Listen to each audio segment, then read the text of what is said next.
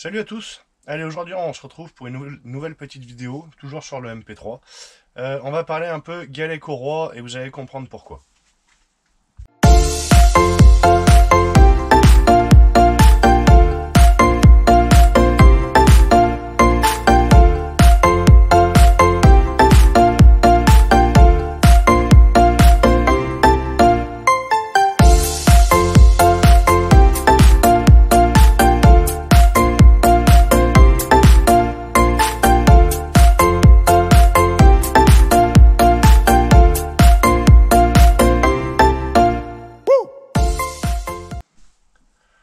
Actuellement sur les scooters, on retrouve des galets ronds standards de différents grammages. Sur les 500 principalement, en première génération on était en 21,4, deuxième génération on est en 25 grammes par galet.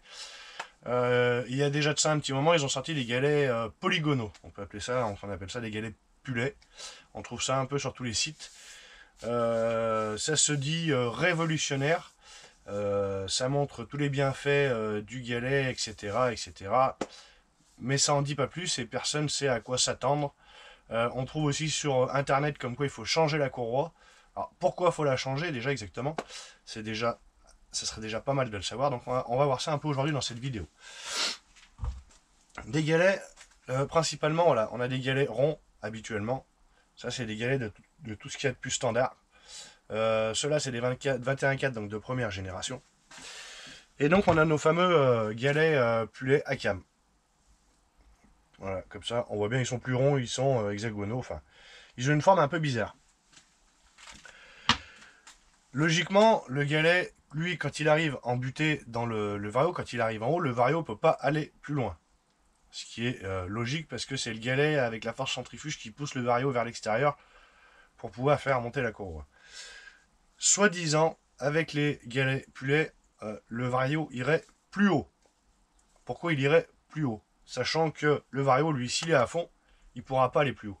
La courroie, pareil, elle a une certaine épaisseur. Il y a plein de trucs qui rentrent en compte par rapport à ça. Pareil, au démarrage, alors oui, effectivement, c'est un peu mieux parce que quand on prend du pulet, en général, on descend. Sur Internet, on trouve généralement ceux qui les vendent. Il y a une mixité, en fait, de galets qu'on peut avoir suivant ce qu'on cherche, si c'est plus du sport, confort ou du mixte. Donc automatiquement on ne sera jamais au poids de l'origine. Alors au niveau démarrage, oui, effectivement on est mieux. Même si le vario en lui-même est légèrement plus fermé qu'avec des galets d'origine, je vous le ferai voir après quand même, c'est assez intéressant. Lui, le galet pulet, s'il fait monter la courroie plus haut, on doit aller plus vite. Alors le problème en l'occurrence, ce qui se passe, c'est qu'avec le pulet, eh ben, on va moins vite. Donc c'est que la courroie, enfin même si elle monte jusqu'en haut, il y a quelque chose qui ne se passe pas correctement dans ce phénomène. Pardon. Moi j'ai essayé, donc j'ai les pulets actuellement, hein, bien évidemment, avec une courroie mal aussi. La courroie mal aussi, bon ça va très très bien. Et je garde ma vitesse maximum d'origine. Donc qui est de 155, enfin 160 la dernière fois j'ai fait un peu plus, mais bien évidemment sur voie privée hein, ou sur circuit, attention ne le faites pas sur la route. Donc tous les tests que je fais généralement je le fais sur voie privée, parce que moi je suis tranquille, je suis chez moi. Qu'est-ce que je voulais dire? Voilà, donc pour les courroies, on va en parler, je vous ai mis les 3 courroies que j'ai.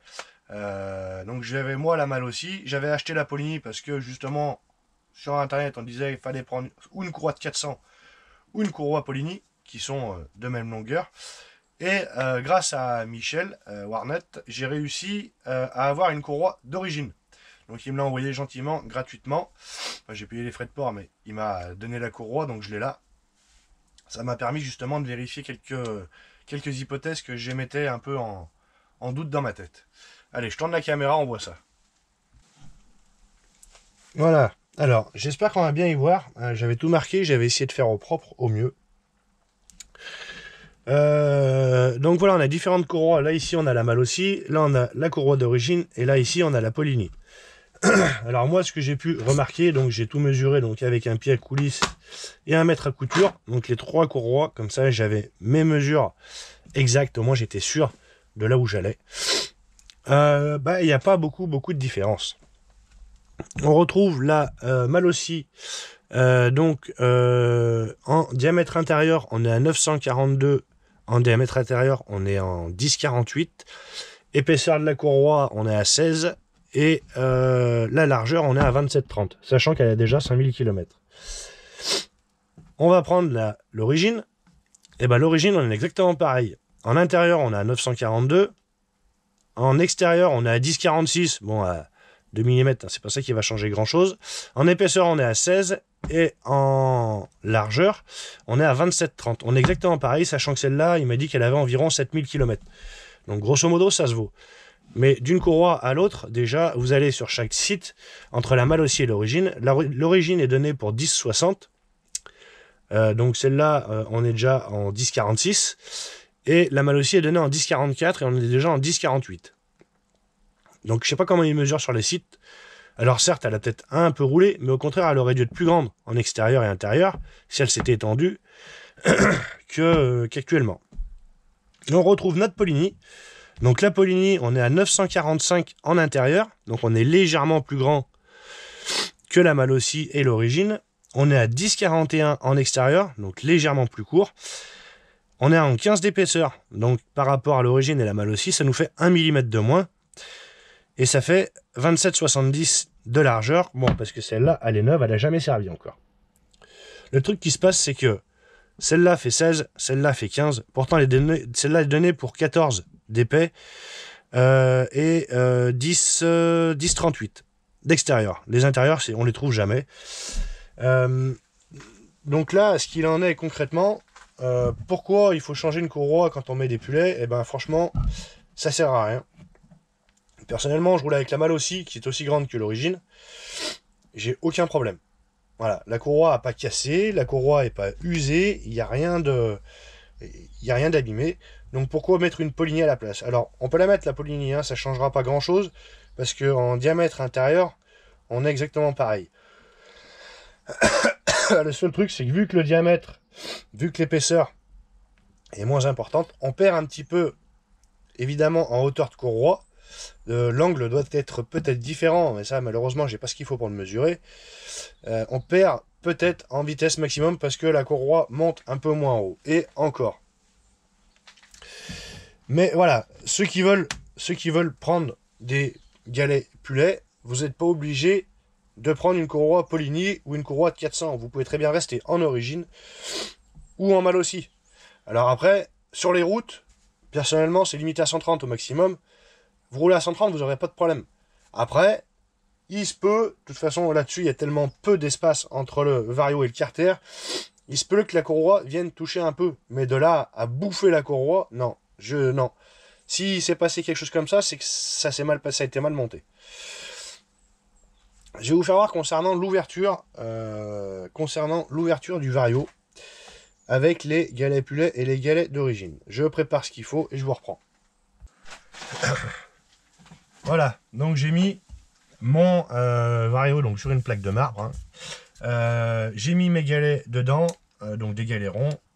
On vérifie bien que le pied coulisse soit bien à 0. Hop, parfait. Et donc on va prendre la hauteur de la flasque. Hop, alors.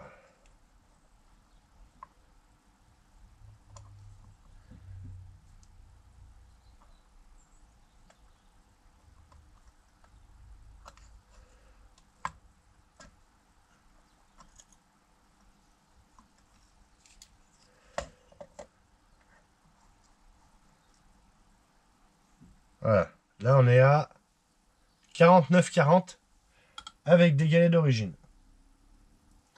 On va remettre à 0. Voilà. On va le refermer et on va mettre les Pullets.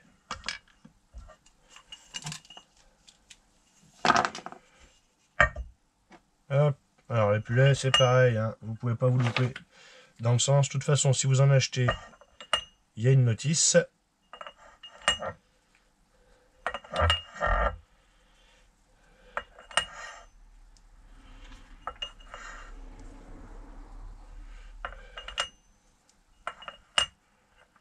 oui, j'arrive à le mettre à l'envers quand même.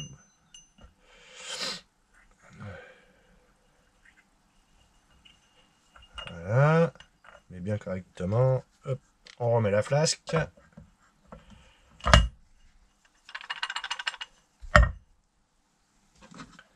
Et donc on reprend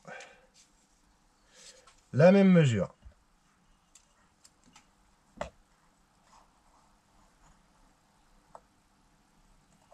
Voilà.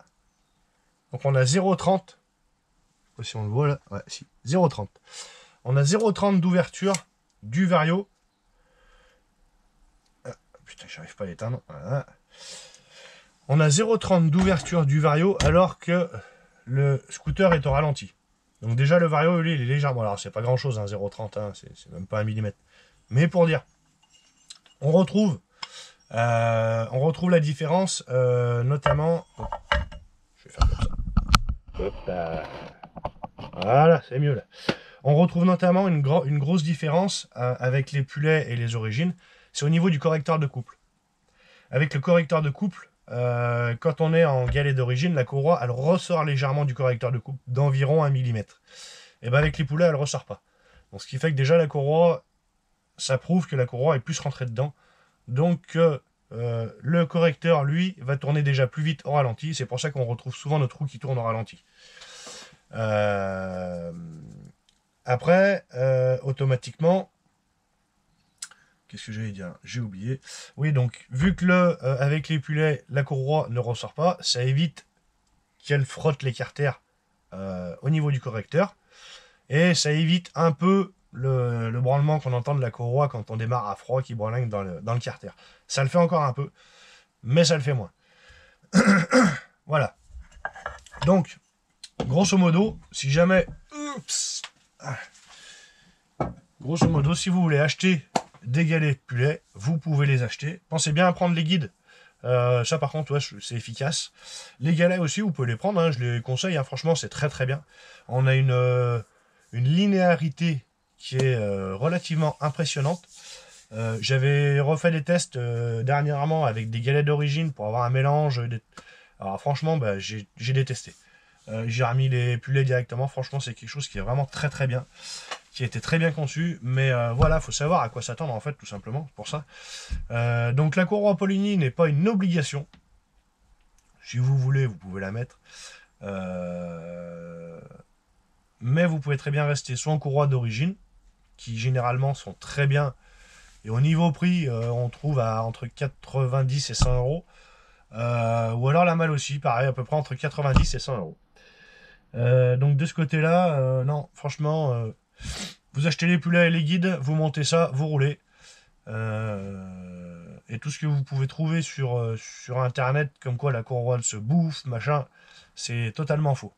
Ouais, j'ai fait 5000 km moi avec. Ça fait 5000 km que j'ai des Pulets et je les ai remis dessus. Et franchement, j'ai aucun souci. La courroie, elle est nickel, elle n'est pas usée. Tout va bien. Enfin, voilà, je sais pas quoi vous dire d'autre. Donc voilà. J'espère que j'ai rien oublié sur ces galets, les courroies, etc.